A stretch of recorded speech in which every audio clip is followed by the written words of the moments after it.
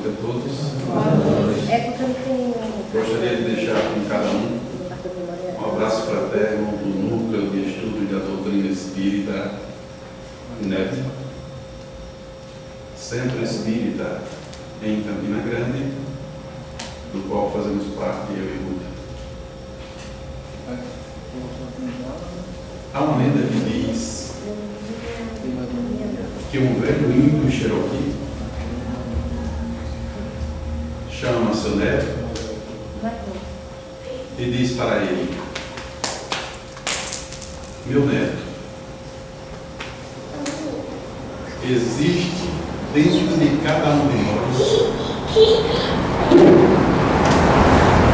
em batalha constante dois lobos. Um é um lobo mau,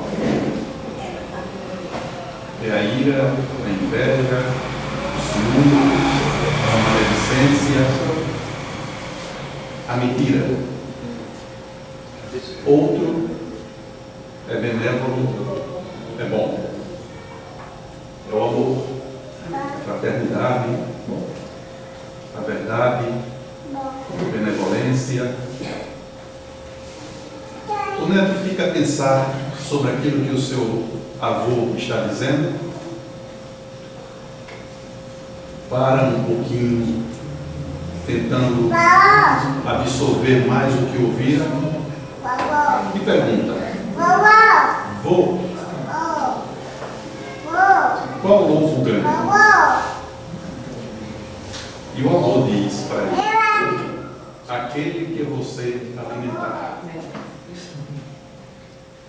Então essa lenda é bem interessante porque ela trata de alguns assuntos que nós lidamos com ele no dia a dia.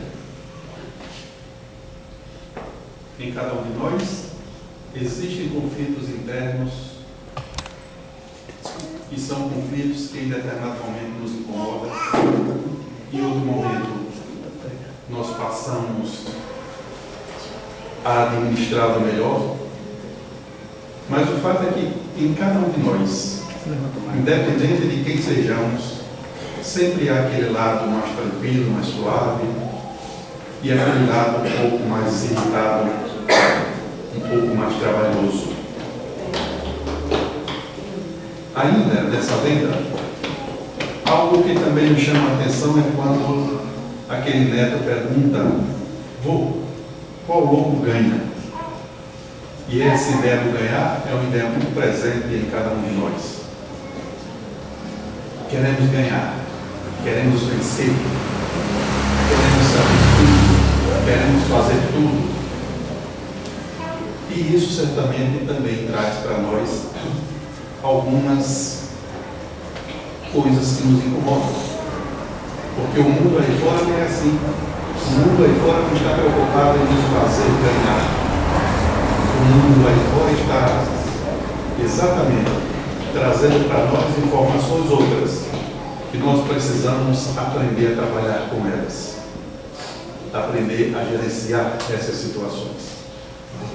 No contato diário, seja no trabalho, em casa, na rua, nós sempre somos chamados a atitudes diferentes, porque os problemas parecem ser iguais. Mas nós, seres humanos, mudamos. Estamos em processo de mudança.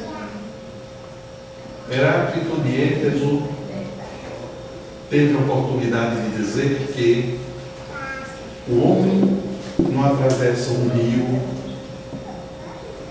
o mesmo rio duas vezes. E aí a explicação que ele dá, de uma forma bastante simples para que entendamos, é que da próxima vez eu atravesso o rio agora, da próxima vez que eu for atravessar aquele mesmo rio, as águas anteriores já passaram. Então não é o mesmo rio. Eu também, entre um período e outro, já adquiri outras coisas. Posso estar em outro estado da alma. Consequentemente, não seria a outra pessoa, a mesma pessoa.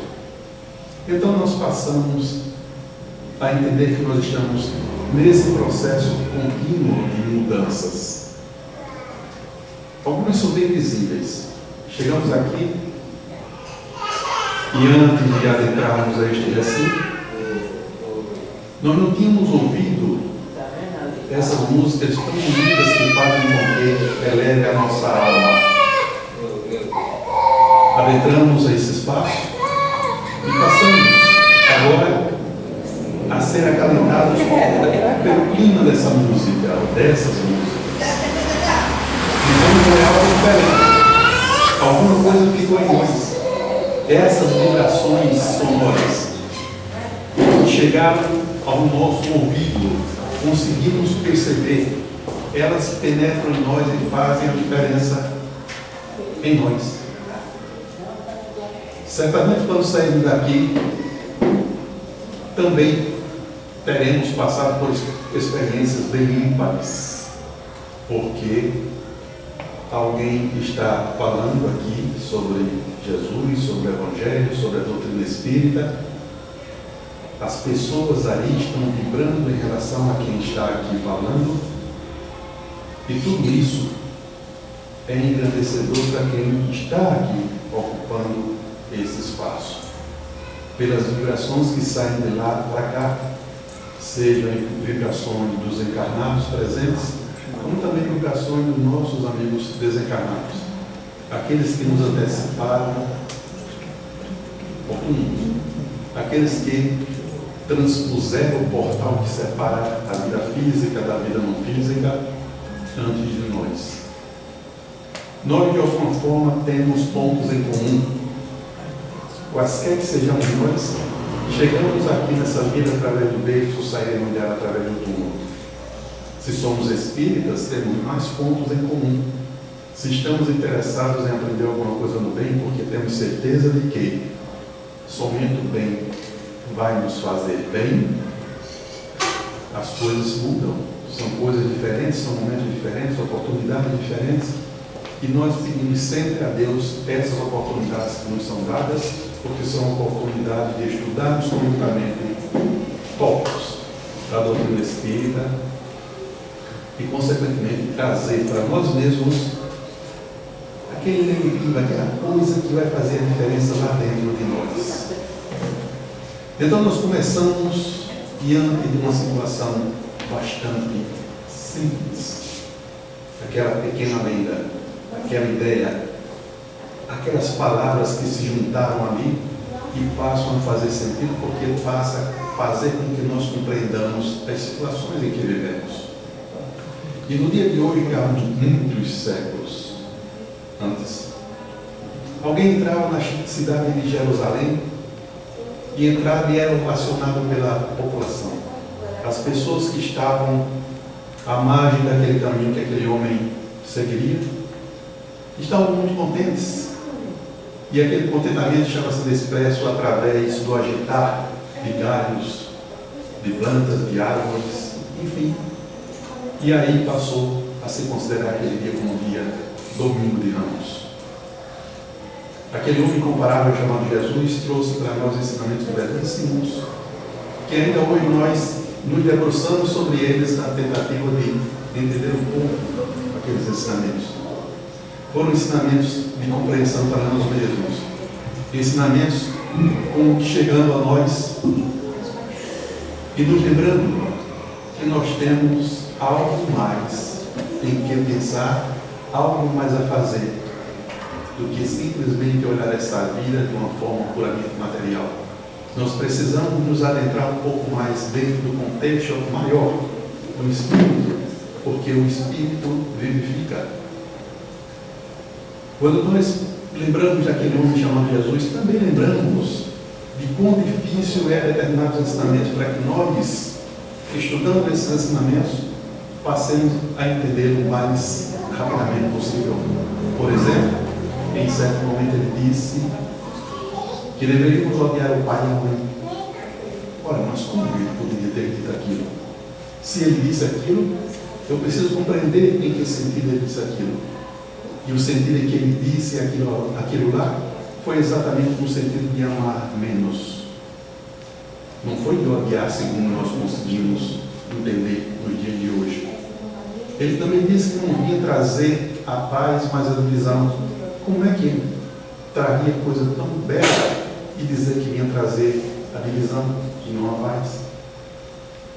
Então nós precisamos cada vez mais mergulhar nos ensinamentos dele, para que nós tenhamos condição de entender um pouco, e esse pouco medo que venhamos a entender vai ser de grande utilidade quando daqui nós sairemos através da porta chamada vida. Quando nós estamos diante dos ensinamentos de Jesus, precisamos ter uma postura de humildade. Precisamos aprender a olhar com mais carinho, com mais cuidado, aquelas coisas que ali estão escritas. É muito comum, muito prático, muito fácil. Eu pego um determinado texto, um determinado livro, seja de que disciplina for, eu leio o livro, não entendo e digo que o livro não é bom. Não gostei desse livro. Quando na realidade eu poderia dizer para mim mesmo, eu não gostei do livro porque não tive condição de entender o que o livro dizia. Então, se alguém chega e diz que não gosta, não admite, não considera correto os ensinamentos de Jesus, certamente essa pessoa não entendeu o que ele quis dizer. E nós outros, não significa dizer que tenhamos entendido tudo o que ele já tinha dito. Nós estamos nesse processo de aprendizagem constante, e isso é uma das coisas que me chama muita atenção na doutrina espírita. É que não há professor. Todos nós estamos estudando, todos nós estamos dando a nossa contribuição em prol do outro.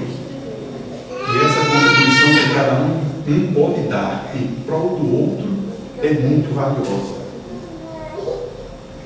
Cada um de nós tem uma parcela do entendimento maior. E se nós vamos dar essa parcela que nós entendemos a outras pessoas, vai ajudar naturalmente aquela pessoa a entender um pouco mais. Dizem que certa vez Deus pegou um grande espelho,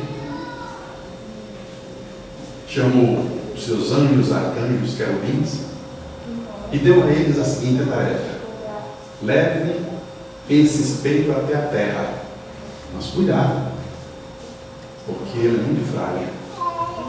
E aqueles anjos pegaram aquele espelho com a maior atenção, saíram do céu, e nesse trajeto do céu à terra tropeçaram em alguma coisa, uma ventania fora do contexto. Eles se abalaram, soltaram o espelho caiu sobre a terra, espalhou pedaços por toda a terra. Agora, aquele espelho que estava representando a verdade estava se espalhando por todo um espaço maior. E isso aí nós podemos interpretar. É claro que isso aí é uma lenda, mas nós podemos interpretar como sendo as variadas religiões, os variados credos religiosos que trazem para nós alguns ensinamentos, uns mais, outros menos, de tal maneira que quando nós vamos juntando uma peça com a outra, vamos entendendo mais. Se nós temos um determinado nível de entendimento, daí a pouco chega junto de nós um colega que sabe aquilo que a gente sabia e sabe um pouquinho mais. É claro que esse colega vai me beneficiar. O pedaço de espelho que ele agora retém em sua mão é um pedaço de espelho diferente do dele.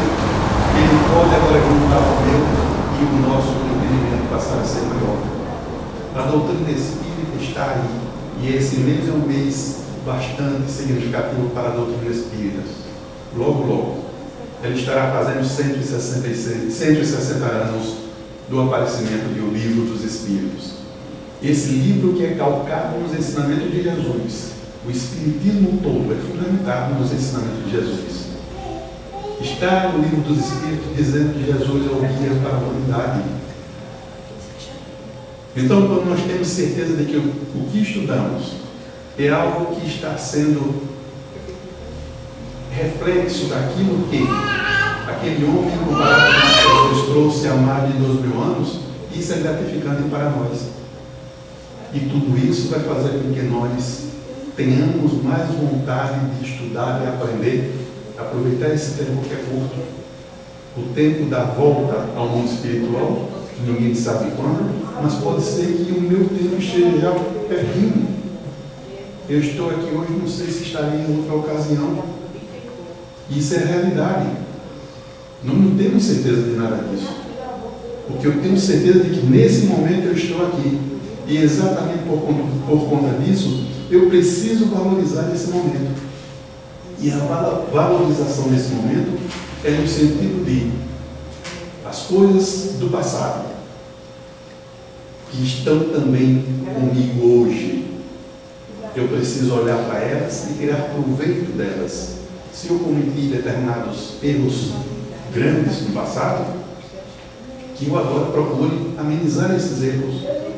Esse momento meu é importante, porque o passado eu não consigo mudar. O que eu errei, já errei. O futuro, eu não conheço. Eu não sei ainda qual é o futuro. Não sei onde está o meu futuro. Mas eu sei que hoje eu estou plantando a semente para um determinado futuro. Se a minha semente for uma semente boa, agradável, florida, esse futuro meu será um futuro bom. Se agora eu plantar uma semente de dor, de discórdia, de balbúrdia, o meu futuro não será um futuro agradável. Então, esse momento para cada um de nós é muito importante. Os nossos amigos espirituais que estão por aqui, eles sabem disso, estão sem o corpo da carne, mas estão tão vivos quanto nós estamos. A partir do momento que nós chegamos a essa vida física, é como se nós estivéssemos descido de um trem, parado em uma determinada estação, por exemplo, um trem de metrô. Eu paro naquela estação, subo, vou à superfície, porque o metrô ele está por baixo do chão, está enterrado. Eu subo à superfície, passeio, faço as minhas coisas ali, cumpro com as minhas obrigações, mas daí a pouco eu preciso novamente descer para aquela estação para pegar o próximo trem. E durante esse período em que eu saí daquela estação, fui lá para a superfície e voltei para pegar novamente o trem, aí pode ser o fundamental para que o trem que eu possa pegar agora seja um trem que vá numa direção do bem. Nós passamos a entender muito a respeito de nós mesmos quando nós estamos estudando a doutrina espírita. E Jesus, como já falei, me trouxe determinadas formas de falar que não são simples de entender. E essa condição que cada um possa ter de entender mais sobre o que Jesus falou, vem sendo muito ajudada pela própria doutrina espírita, o Evangelho segundo o Espiritismo, esse livro que contém as máximas morais do Cristo. Ele tem todo aquele comentário que vai nos ajudar a entender e interpretar os ensinamentos de Jesus. Quando agora, em determinadas situações, nós nos deparamos com situações difíceis para nós poderíamos simplesmente lembrar de alguma coisa que está sendo feita lá no Evangelho, que foi feita lá no Evangelho, que foi ensinada no Evangelho, para ver se nós conseguimos nos aproximar daquele ensinamento. Quando aqueles escribas e os fariseus se aproximaram de Jesus, eles levaram para a presença de Jesus aquela mulher. Aquela mulher, para eles, estava sendo condenada porque tinha sido apanhada em adultério. E nós já começamos a analisar um monte de coisa aí. Se aquela mulher tinha sido apanhada em adultério, primeiro, onde está o homem que com ela esteve junto de forma que ela praticou o adultério? Onde estava? Aquele pessoal que estava ali, que foi levar aquela mulher à presença de Jesus, era somente homens. Eram doutores da lei, entendiam a lei mosaica, entendiam, sabiam interpretar, sabiam tirar proveito para eles mesmos. E chegam com aquela mulher apresenta a Jesus e diz que ela foi apanhada em adultério. Jesus ouve aquilo. Vejam como é a simplicidade de alguém que tem alguma coisa a dar e que há alguma coisa a dar diferente das coisas que o mundo nos oferece.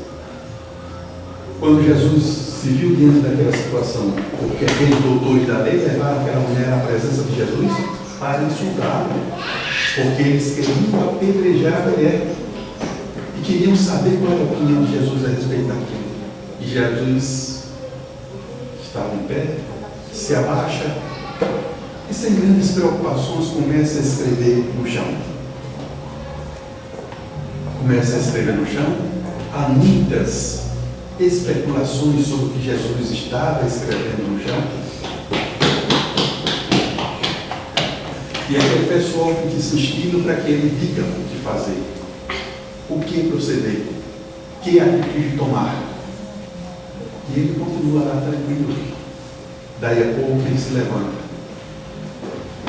Se levanta e a expectativa é geral.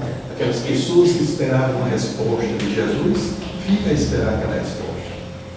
Quando ele se levanta, certamente eles pensaram que ele ia dar a resposta que eles queriam ouvir. E, no entanto, Jesus diz, muito calmamente, e dá para a gente imaginar quão calmo estava aquele homem naquele momento. Porque ele diz, aquele dentre vós que estiver sem pecado, que atire a primeira pedra. É muito profundo isso. Eu dizendo não significa nada, mas Jesus dizendo, com a vibração da voz, certamente foi algo inusitado.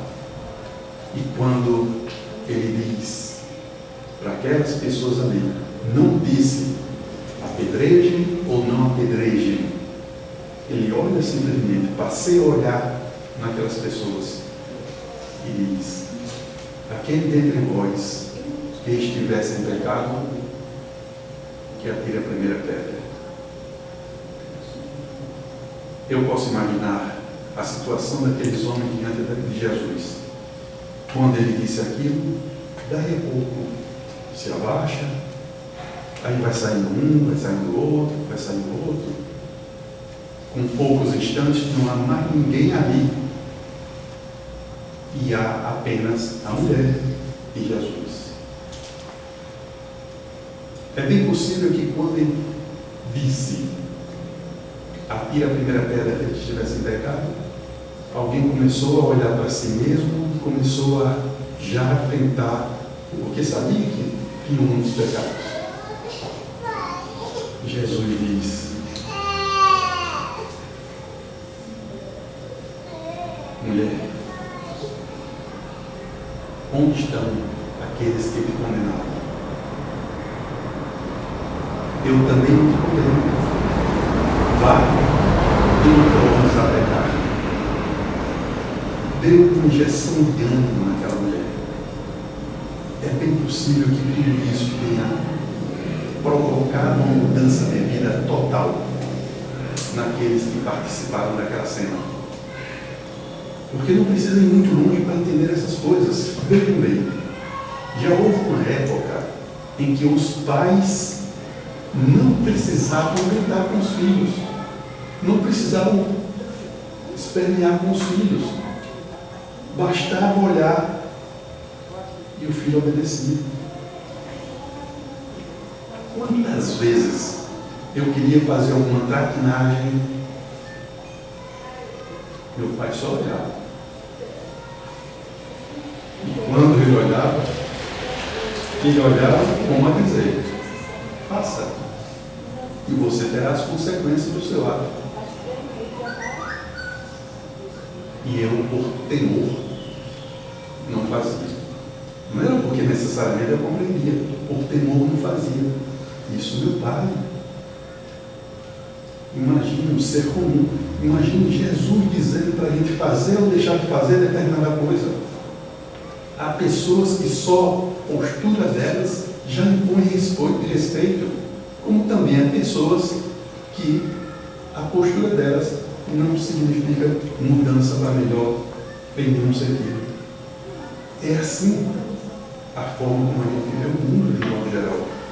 A gente precisa se habituar a olhar para a gente mesmo, verificar as coisas boas que há em nós, tentar modificar aquelas coisas que não são tão boas, e se aquelas coisas boas podem ser melhoradas, que sejam melhoradas. Quando nós estamos mais ou menos dentro desse contexto, nós passamos a entender muito. Por exemplo, esse contexto do atirar a pedra se tiver pecado. Quer dizer, se não tiver pecado, pode apedrejar. Vem junto exatamente daquela não julgueis para não serem julgados. E aí a gente vai para o extremo. Eu agora não posso julgar ninguém, porque se eu for julgar alguém, eu vou ser julgado. E aí não será bom para mim. Não é bem esse contexto. Está lá no Evangelho. Se fosse assim, eu vejo um mal que está sendo realizado e eu não faria nada diante daquele mal. Eu simplesmente ficaria para lá, deixaria o mal para lá. E não é assim. Nós precisamos fazer a nossa parte. Agora, digamos que eu pratico um determinado mal. Eu vim aqui, falei uma porção de coisas que não deveria ter falado. A direção da casa ouve. Aí qual é a postura? Não vou falar nada não para volta, porque assim ele vai ficar chateado. Não que eu fique chateado, mas tem que alguém chegar para mim. Eu acho que hoje não foi legal, você falou um bocado de coisas que não deveria ter falado. De forma que a gente vai deixar você um pouco sem falar aqui durante os 3, 4, 5 anos. Eu digo, não, quero não. Ou eu falo ou eu não falo mesmo. Ah, você não quer que eu fale? Não, então vou ver se falando com tal pessoa que é meu amigo, tal pessoa que é meu amigo, para ver se ele bota para falar. Eu não atendi aquele chamado. Essa pessoa que veio falar comigo pode reunir a direção da casa e a direção agora vem falar comigo. Agora, nós pensamos muito, nós sabemos que nós somos passíveis de falhar, etc, etc.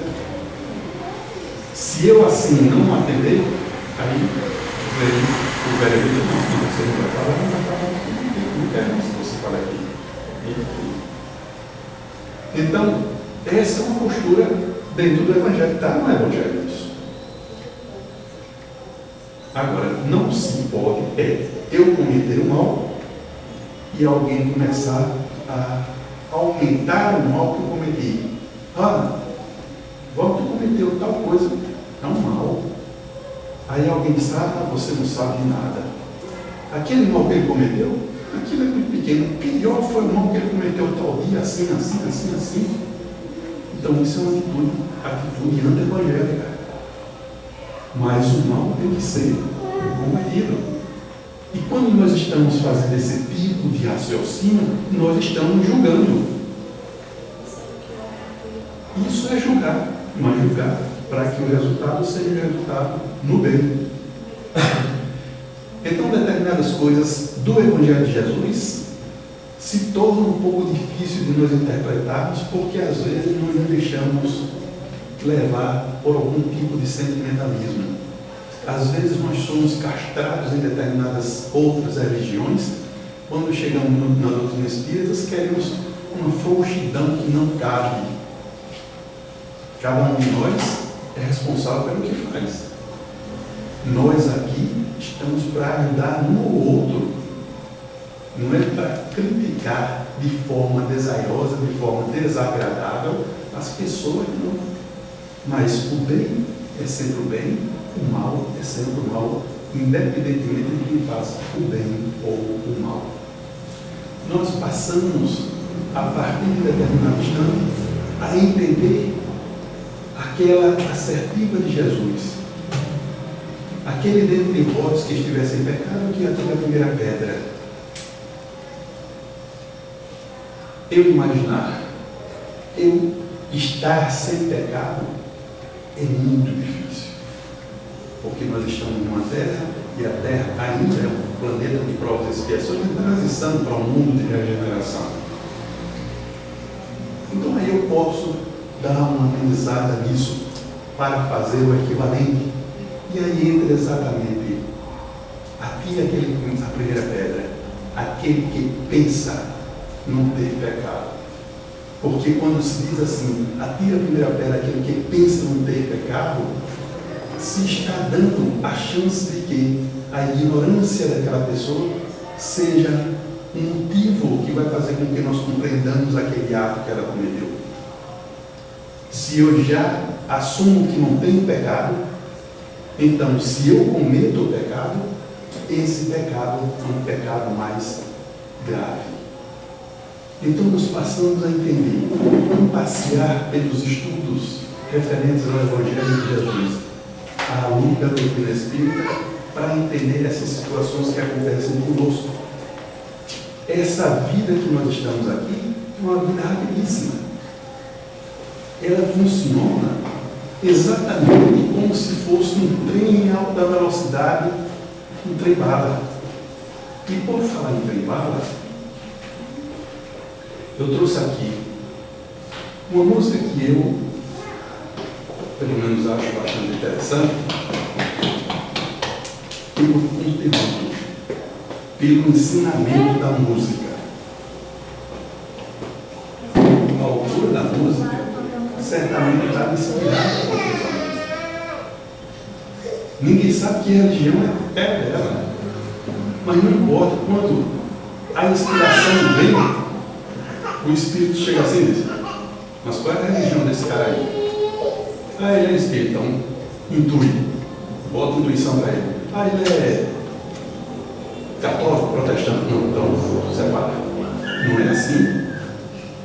Se a gente está receptivo, a intuição vem, a ajuda vem, e essa música, trem-bala, ela é muito sugestiva. Eu sempre digo isso. Algumas pessoas não ouviram ainda, mas as que ouviram já sabem até o que eu posso ouvir a dizer.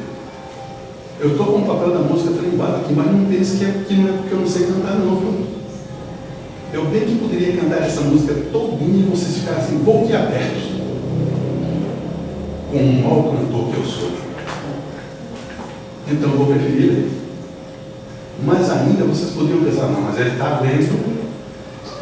Porque certamente, se ele começar a falar na música sem ler, ele vai esquecer um pedaço, vai misturar coisas.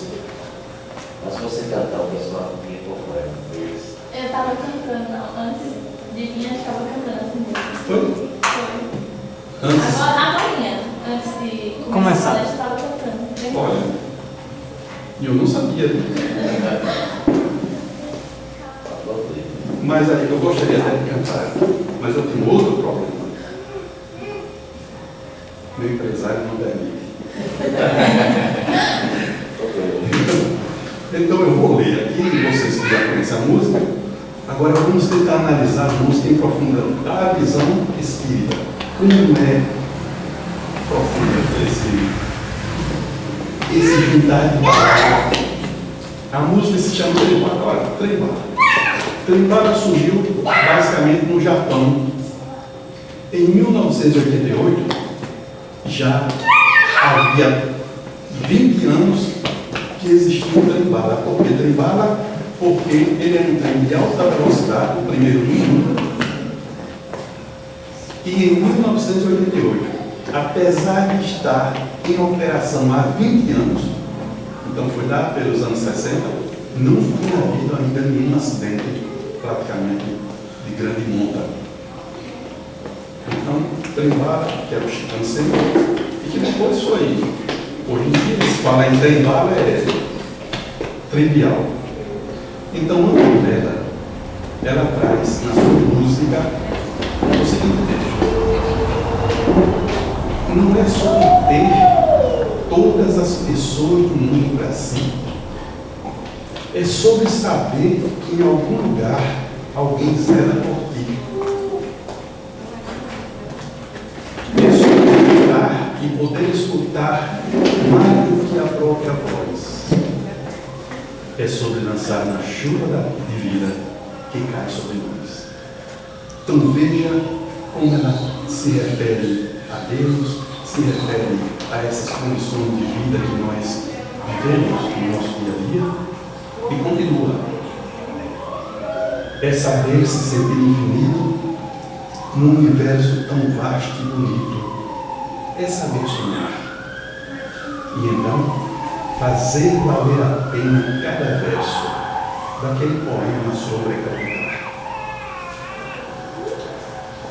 Não é sobre chegar no topo do mundo e saber que venceu. É sobre escalar e sentir que o caminho te fortaleceu. É sobre ser adulto e também ter morado em outros corações. E assim ter amigos contigo em todas as situações. Vejam quão profunda é essa letra. Porque é um ensinamento para nós.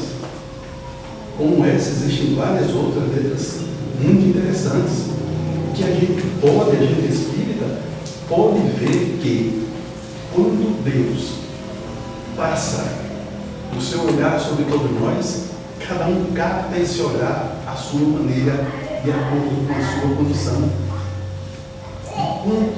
Em quantos momentos de dores a gente para um pouco, olha assim ao redor, não encontra ninguém para a gente pedir uma ajuda, para estender o braço na tentativa de que aquela pessoa pegue na nossa mão e nos ajude. E aí começa a subir uma frieza em nós. Mas uma frieza que traz uma tranquilidade. É como se nós estivéssemos muito agitados e daí a pouco a gente se acalma. E aquela tranquilidade começa a surgir em nós. Aí ela continua.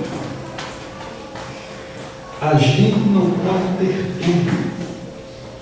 Eu acho essa sentença aqui completa, essa frase com essa outra, primorosa. A gente não pode ter tudo. Qual seria a graça do mundo se fosse assim? Por isso, eu prefiro os sorrisos e os presentes que ainda trouxe para perto de mim. Não é sobre tudo que o seu dinheiro é capaz de comprar, e sim sobre cada momento sorrir a se compartilhar. Também não é sobre correr contra o tempo para ter sempre mais, porque quando menos se espera, a vida já ficou para trás. Essa outra estrofe tem uma profundidade muito gritante. Quando ela diz: segura teu filho no colo, sorria e abraça seus pais enquanto estão aqui. Que a vida tem bala para se refere ao título da música. Que a vida tem bala para sempre. E a gente é só passageiro, prestes a partir. É uma menção muito direta a essa situação. E a analogia que ficou com isso quando estávamos numa estação de metrô, subimos na superfície, daí a pouco nós descemos, pegamos o trem da vida. E aí continua, repete, como segura teu filho no colo, sorri e abraça teus pais. Enquanto estão aqui, que a vida tem bala para sempre. E a gente é só passageiro, prestes a partir. Dentro dessa canção, a profundidade tocante de alma, os espíritos amigos trazem para essas pessoas que têm essa habilidade de compor um momento de grande magnitude para eles. Porque quando você faz uma música semelhante a essa, de um teor muito bom, você fica envolvido num clima diferenciado. Não tem como você fazer uma música dessa e não se sentir envolvido num clima ameno, num clima de paz. Existem músicas e músicas. Existem músicas que acalmam os nossos ouvidos, nos acalenta, nos tranquiliza. Existem outros que são mais moídos do que mesmo música, porque são barulhos, são vibrações sonoras, é verdade, mas são vibrações sonoras que quando chegam até nós nos abala de forma desequilibrada. Então, nesse instante, agora final, eu fico muito contente, porque tive mais uma oportunidade de estudar com vocês a doutrina espírita.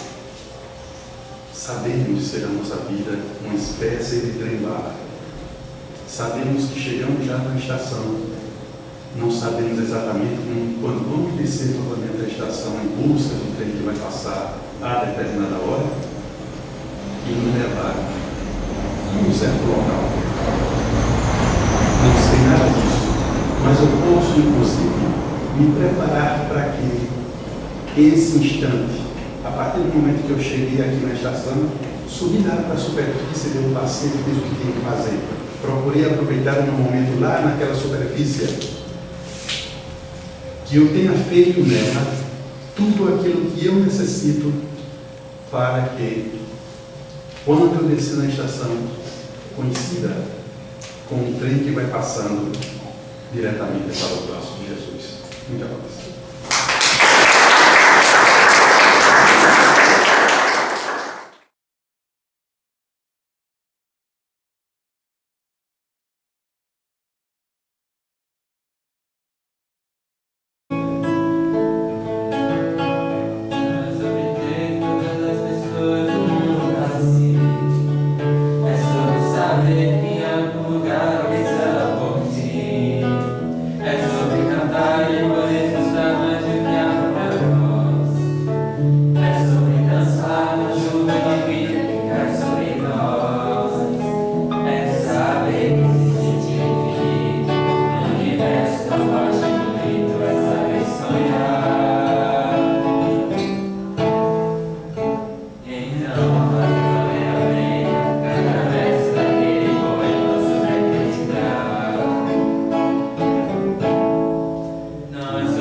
Chegar